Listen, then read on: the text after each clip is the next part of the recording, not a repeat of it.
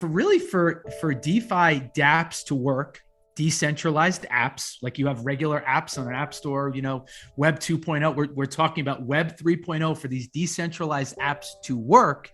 Collateral is locked into smart contracts. And so are you saying when you use the word dApp and it's a decentralized app, is this something like your online banking with your bank, or like a trading account with, whomever?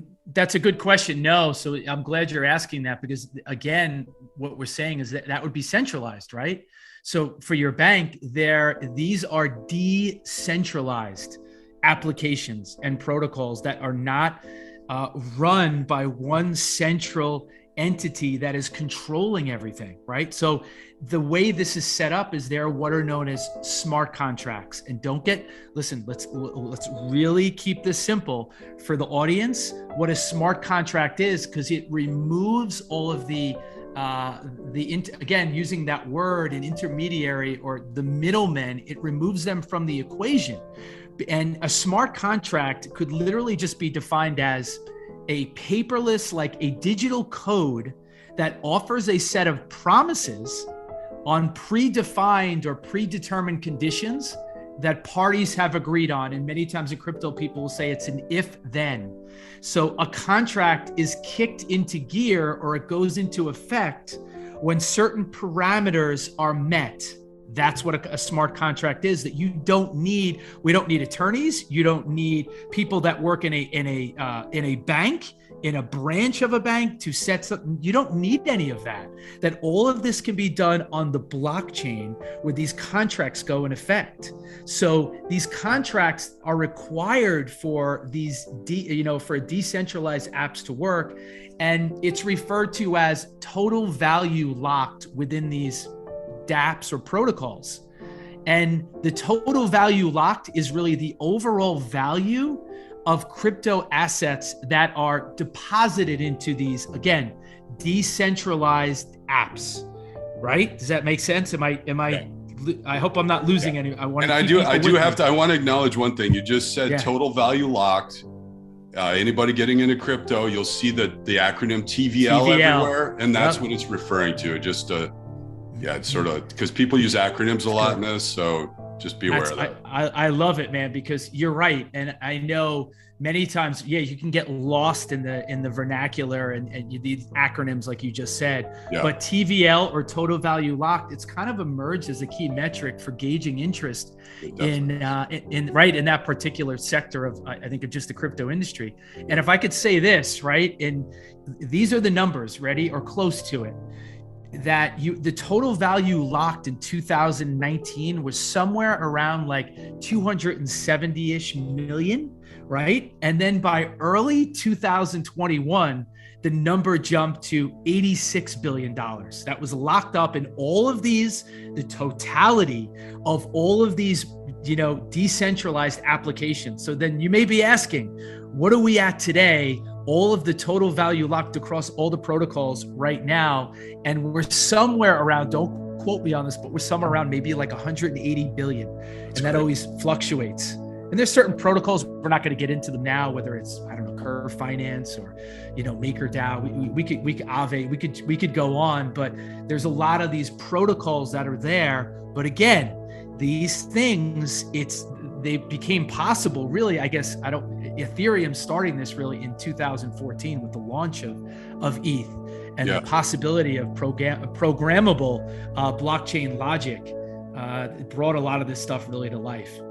Can I ask you a question about an analogy that was going through my head when you were talking about smart contracts? Because smart contracts are pretty difficult to understand, but they're pretty simple once illustrated properly, I think. They could be. I've heard people talk about them and I'm like, it can get really complicated. So so go ahead. I'd love to hear. It's a good analogy. Like, I want to buy Jim's 89 Civic, right?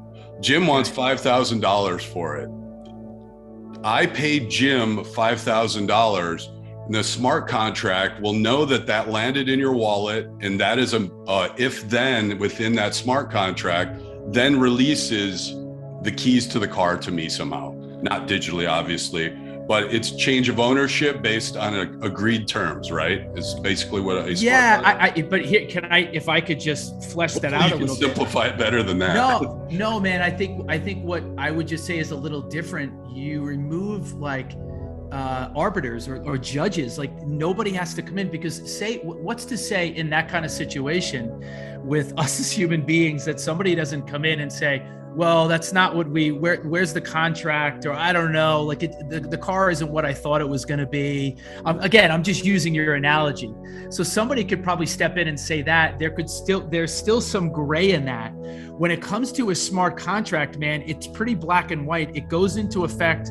If this is met, then this happens.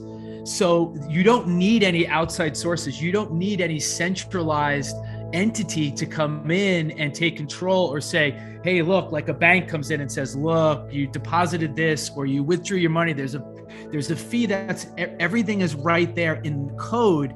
It's totally transparent and both parties kind of know.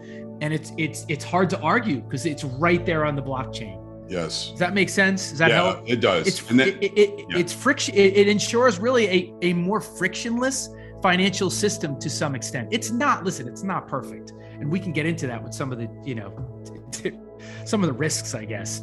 Well, let's just say that centralized finance has been around for, I have no idea how long, but a very long time.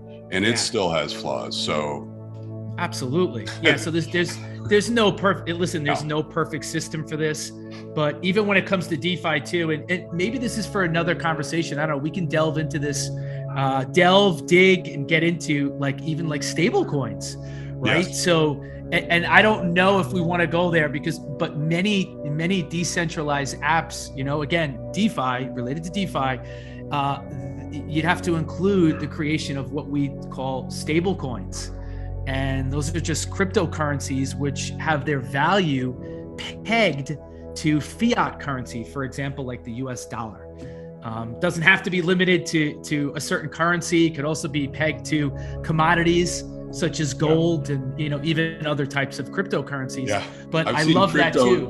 What are they called? Reflection tokens, I believe. Yes. Yeah, reflection tokens are pegged to a one token pegged to another's value. Yeah, absolutely. So it's good for people to hear that and know that, because you have to understand. I think crypto can be very volatile, right, Rob? I mean, at the end of the day, it can. So when you look at stable coins, all right, thus the term stable and stable coins, they don't really possess the incredibly unpredictable volatility of cryptocurrencies like Bitcoin and maybe Ethereum. Yep. So that doesn't mean, listen, they can experience, because somebody may be listening going, sorry, Jim, they can experience volatility. So we have to say that they're not immune to volatility, but they're only stable, I guess we could say, as the assets that they're pegged with. Correct. But they're also expected to be stable too, right? Correct. So you can expect price swings in that respect, but I think that's very helpful for people to see that these stable coins, also known really too as dollar digital currencies, that they can enable investors, and this is what you like, man, passive income, right? Cash flow. It can enable investors to generate a yield on their crypto assets in the DeFi market, while in a sense alleviating or reducing the potential adverse effects of market volatility. Correct. Does that make sense? Is that simple enough? Yeah. I mean, I know it wouldn't be good for marketing. It doesn't roll off the tongue, but it should be called like a more stable coin or a stabler coin. Yeah.